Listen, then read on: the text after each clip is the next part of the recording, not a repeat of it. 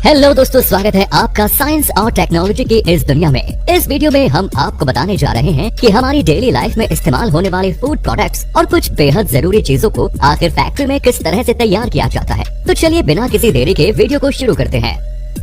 Tomato ketchup making. Tomato ketchup आजकल हर fast food में इस्तेमाल की जाने वाली चीज है। इसके बिना फास्ट फूड इंडस्ट्री अधूरी है। तो आइए जानते हैं आखिर इसको फैक्ट्रीज में बनाया कैसे जाता है। टोमेटो केचप बनाने के लिए सबसे पहले टोमेटो के खेतों में बड़े स्केल पर टोमेटो हार्वेस्ट किया जाता है। इसके लिए बड़ी बड़ी ऑटोमेटिक हार्वेस्टिंग मशीनों का इस्तेमाल किया जाता है। ये ऑटोमेटिक मशीनें टमाटर के पौधों को डायरेक्ट ही जमीन से काट कर उन्हें कन्वेयर के थ्रू अंदर कंटेनर में ले दी जाती है और यहाँ अंदर लगी फिल्टर मशीनें टमाटर को उनके पौधों से सेपरेट करते हुए उसमें से टमाटर को अलग कर देती है और इस टमाटर को ये अलग कंटेनर में इकट्ठा करती जाती है।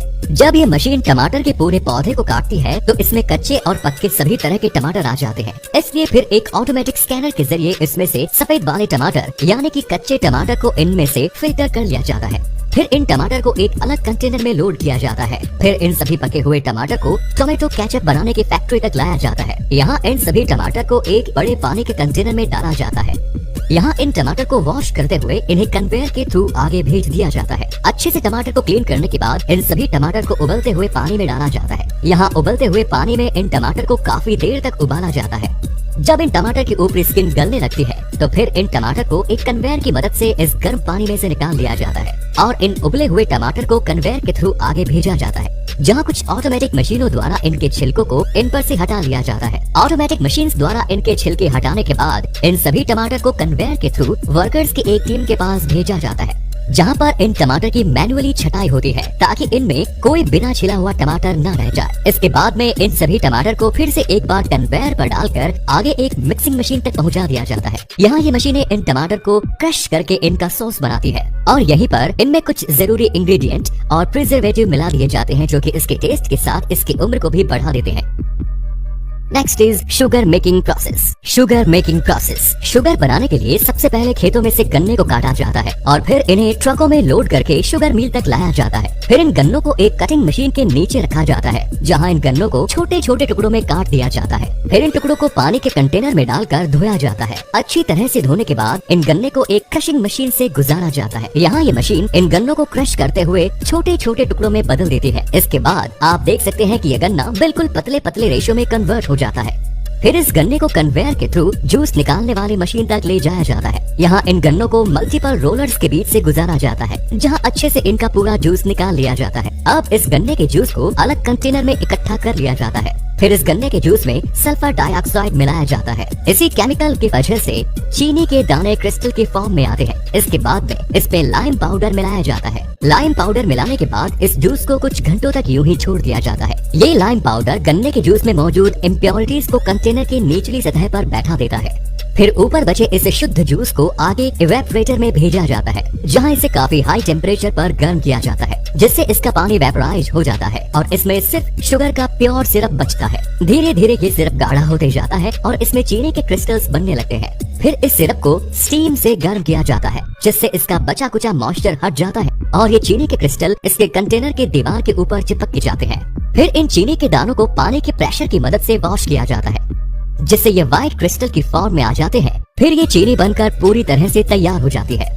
फिर चीनी के दानों को अलग अलग छोटी बड़ी छलनी से छान लिया जाता है और इस तरह से इसमें से 2-3 अलग अलग साइज के दाने वाली चीनी तैयार हो जाती है और इसमें सबसे बारीक वाला पार्ट शुगर पाउडर बन जाता है। इसके बाद इस चीनी को बड़े बड़े कंटेनर्स में पैक करके मार्केट के लिए भेज दिया जाता है। Next is jaggery making. Jaggery यानी कि गुड़ बनाने की प्रोसेस भी लगभग शुगर बनाने की प्रोसेस के जैसे ही होती है। इसमें भी गन्नों को खेतों से काटकर उन्हें ट्रक में लोड करके फैक्ट्रीज तक लाया जाता है। यहाँ इन गन्नों को डायरेक्टली ही जूसिंग मशीन में डाल दिया जाता है, जहाँ इन गन्ने का जूस निकाल दिया जाता है। इसके बाद इससे निकले जूस को एक छलनी से छानते हुए एक अलग कंटेनर में जमा कर लिया जाता है और जूस निकालने के बाद गन्ने के छिलके को अलग जगह पर धूप में सुखा दिया जाता है और फिर इस गन्ने के जूस को एक बड़े कंटेनर में ले लिया जाता है, जहाँ इसे आग के ऊपर पकाया जाता है। आपको बता दें कि इस गन्ने को पकाने में जो ईंधन लगता है उसमें इसी के छिलके को सूखने के बाद जलाकर इस्तेमाल किया जाता है। जब ये गन्ने का रस उबलने लगता है तो इसमें ऊपर की तरफ इम्प्योरिटीज जमा होने लगती है। इस गंदगी को कुछ वर्कर्स द्वारा बड़े बड़े चम्मच में भरकर अलग किया जाता है। ये प्रोसेस कई घंटों तक की जाती है जब तक कि इसकी प्यूरी इम्प्योरिटीज खत्म न हो जाए। ऐसा करते हुए इसमें गन्ने का रस गाढ़ा और शुद्ध होते जाता है। फिर इसे बचे हुए शुद्ध गन्ने के रस में थोड़ा सा बेकिंग सोडा मिलाया जाता है। बेकिंग सोडा के साथ इसे पकाने से इसकी कंसिस्टेंसी गाढ़ी होती जाती है। ऐसे ही कुछ देर पकाने के बाद जब इसकी कंसिस्टेंसी बिल्कुल सही हो जाती है तो फिर इसे कुछ घंटों तक यूं ही ठंडा होने के लिए छोड़ दिया जाता है। इसके बाद ये गुड़ बनकर तैयार हो जाता है। फिर इसे अलग कंटेनर में ले लिया जाता है। अलग कंटेनर में लेने के बाद इस लिक्विड को अलग अलग शेप और साइज के कंटेनर्स में भर दिया जाता है। इस तरह से इस सारे गुड़ को इन छोटे छोटे बर्तन में जमा कर दिया जाता है और फिर इन बर्तनों में इस गुड़ के ठंडा हो जाने के बाद इन्हें अलग कर लिया जाता है, जिसके बाद ये गुड़ मार्केट में भेजने के लिए पूरी तरह से तैयार हो जाता है। Next is Honey extraction process. शहद बनाने के लिए सबसे पहले सही जगह का चुनाव किया जाता है। ये जगह फूलों या फसलों के बड़े बड़े खेतों के आसपास होती है।